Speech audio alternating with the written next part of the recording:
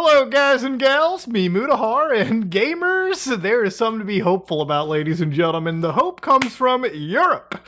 Now, you're looking at the European Citizens Initiative for Stop Killing Games. Now, the amount of signatures they ended up getting at the moment, if I F5 it, is somewhere around 1.1 million actual signatures. So we only needed 1 million. We actually managed to make it to 1.1 million. And I'm pretty much suspecting by tomorrow it could actually be 1.2 million. Now, you might have noticed a new boss, bar show up at the bottom, Overdrive. And just to put a long story short, there's obviously a lot of signatures here that are probably botted.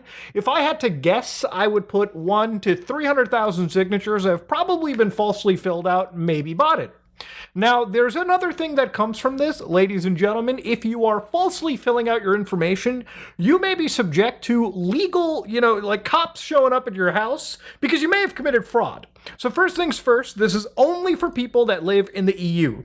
So if I open up this country list, basically every country in this list is allowed to put into this initiative. Anything outside here, that ain't happening. So you got to go over here, give your full names, blah, blah, blah, date of birth, street, yada, yada, yada. And the reality of it is obviously there are rules to this as well. For instance, in Europe, when you're signing this kind of stuff, you have to be voting age in your state.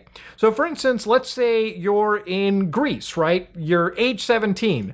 You have to be 17 and above to vote for this. If you were somebody under this age, which I suspect there might have been European kids who felt like they wanted to make a change. If you can't vote, if you can't vote in your country, you can't vote on this initiative, and that gets thrown out. Now, if you're somebody that has filled in the form incorrectly, fraudulently, you may be subject to legal penalties.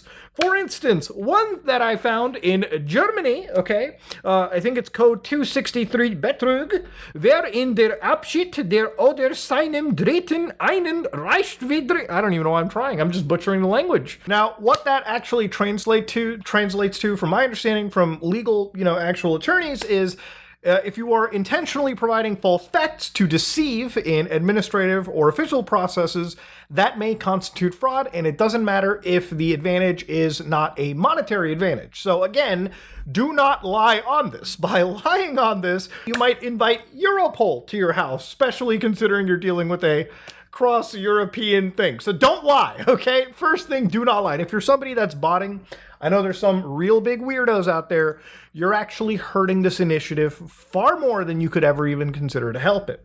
Now, the thing is, if this reaches 2 million signatures, which it could by literally the end of the month, remember, you still have till the 31st July to get things done, this will matter. Now, I wouldn't be promoting this if it was some stupid change.org petition. Like if Ross, from Accursed Farms, the guy that started this initiative, was saying, hey guys, I'm on change.org, please fill out my petition. Like if he walked up to me with the postal two-face, it's like, please fill out my petition.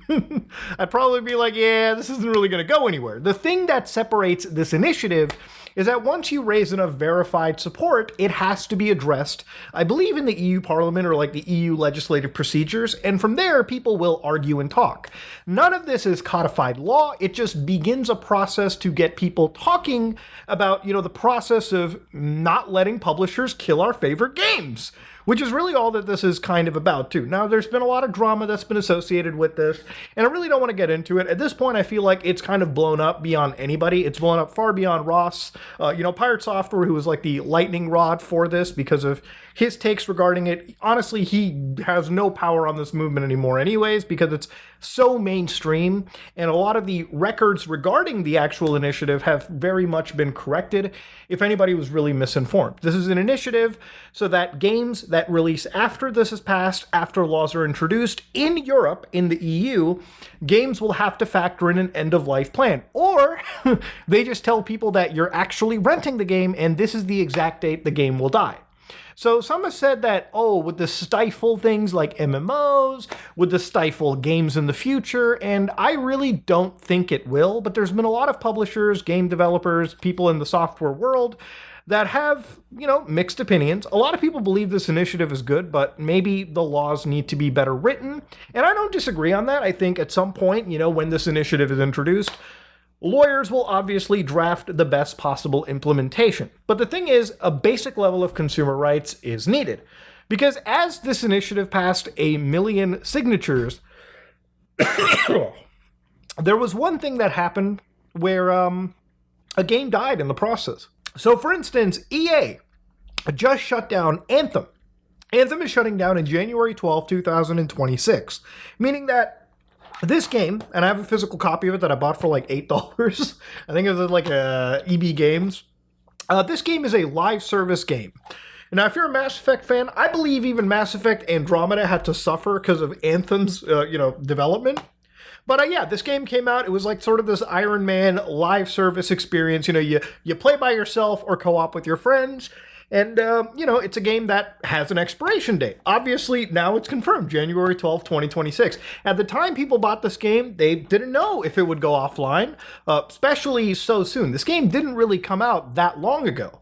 Now, obviously, I think this game is a pile of shit. A lot of people think this game is a pile of shit. If there's things me and IGN agree on, it's that this game is not that great. But somebody out there, maybe somebody in my audience is like, you're wrong, Muda. I like Anthem. Well, you lost your ability to play this after January 2026, because at that point, the game will go offline. All these physical copies are useless. If you bought any microtransactions in Anthem, all of that shit is gone. Now, I don't agree with this. I think that there should have been an end-of-life plan, but it's not.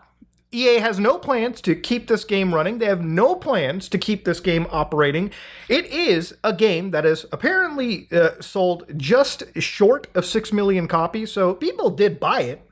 It's just a matter of it not performing well because it's a live service game. Now, I think Anthem's a fine game. I think, if it was just a single-player adventure, I think it would have been an okay release. But they were really banking on people, putting in hours to grind, loot, grind nonsense, and, basically play this game as if it was any other live service, title where they were expecting to have people play repetitive content, maybe pay for microtransaction nonsense, and call it a day. Obviously, it didn't work out. Game is dead. Now, I want to show you, again, a couple examples of games that have kind of done a similar thing like Anthem, but a lot more gracefully when it comes to ending their life. So for instance, you might remember a game called Marvel Avengers. I mean, I roasted this game too. It had similar problems. Could have been a great game, but they just decided to stuff it with unneeded live service dog shit, which again, didn't really resonate well with the players. Now this game is dead and gone and dusted, and you can't even buy it on Steam anymore. So this game poses an interesting conundrum. Now, it actually did get a complete offline patch. In fact, patch 2.8 was the final update that actually addressed end-of-life support.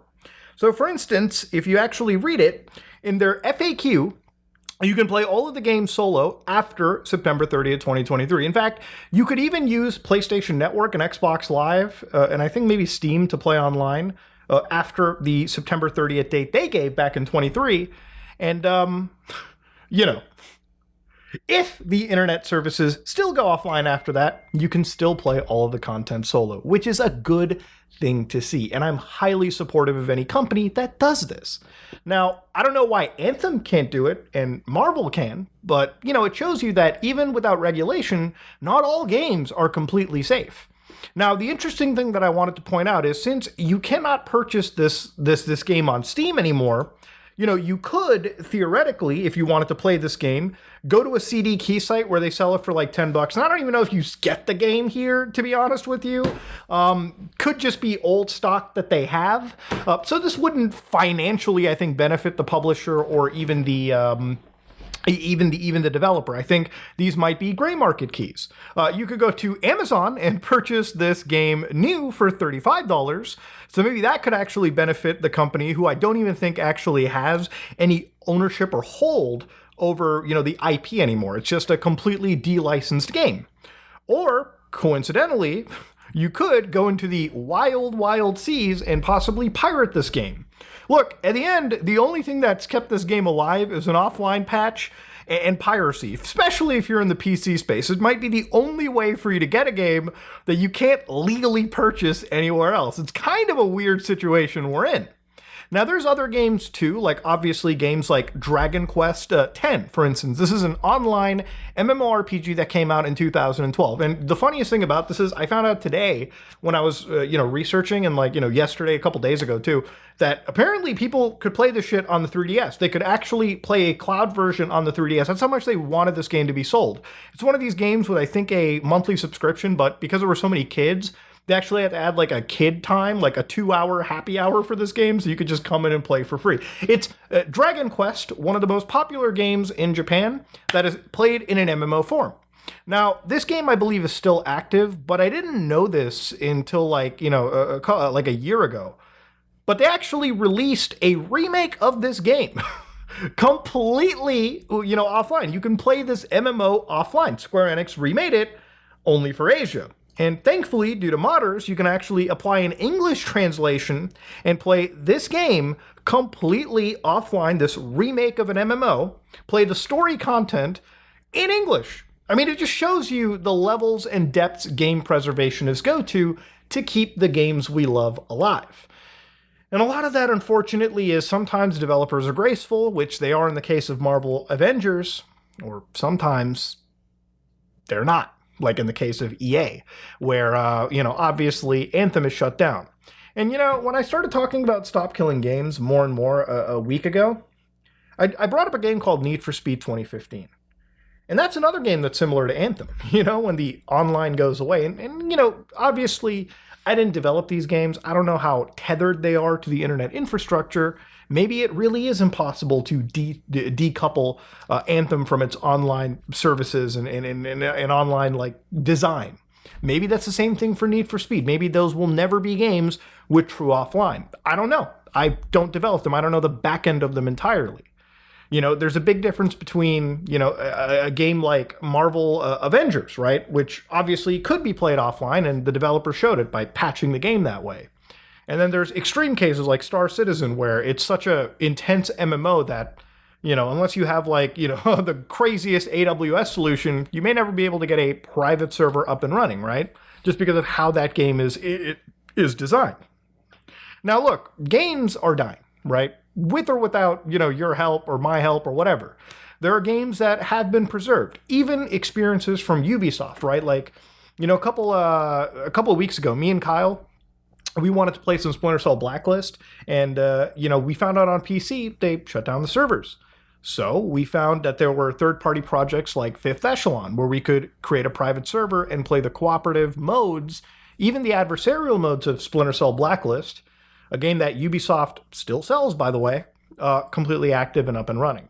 So there are fixes that we have as gamers, and sometimes games just get lost to the end of time, which is one of the reasons why Stop Killing Games is so important, because again, if Europe can institutionalize, end-of-life plans, no gaming company that, at the end of the day, all these companies do care about is money. They're not going to, look at the EU and be like, fuck you guys, we're not going to sell in your region, okay?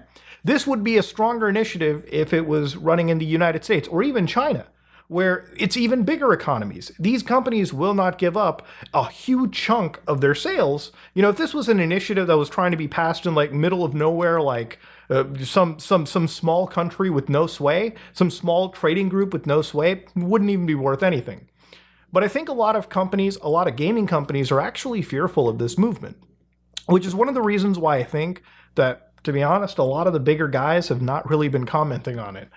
Or not like content creators, but I mean like game companies, simply because I think they can see the writing on the wall. A lot of game companies got away with not, thinking of end-of-life plans, basically wanting to sell us online microtransaction storefronts and make millions of dollars off of us, and then be able to take our content away at any given moment without any legal recourse to us. I think it's scary for a game company, especially a publisher who's selling things like sports games. I didn't know this, but apparently, when it comes to sports games, after a year or two, a lot of their online services apparently tend to shut down completely, leaving the game like this barely playable husk. A lot of these companies enjoy that kind of control. They're like, fuck it. We can sell you, all this stuff and then be able to take it away through planned obsolescence and just get you to constantly buy sequels and updates to these games instead of you being able to keep the majority of the content or a reasonable amount of the content that you purchased at that time. Yeah, They love it. Big corporations, they hate consumer rights. You as a consumer should not hate consumer rights. You as a gamer should not hate the ability to not having your games preserved. It's just that simple. So yeah, it's great to see Stop Killing Games passing 1 million signatures, but we probably need 1 million more. And when I'm talking about signatures, I'm talking about healthy, quality, no fraudulent signatures, no botting, no filling out wrong information. All you can really do is educate people about this, because it doesn't just end at games. A movement like this has the power to have, companies like Adobe maybe think twice about their licensing models. Maybe it could have just general software be questioned down the road. We should be able to own what we buy. We should not be able to be told by companies, you will own nothing and you will be happy. That's not how the world should work. And if you think that's how the world should work, then maybe you need to wake up a little bit. All right, simple as that. You cannot be siding with corporate greed. You cannot be siding with these megacorps that would love to take the skin off of your back and move and just take what they can. Simple as that. If you like what you saw, please like, comment, and subscribe. Just like if you dislike it, I am out.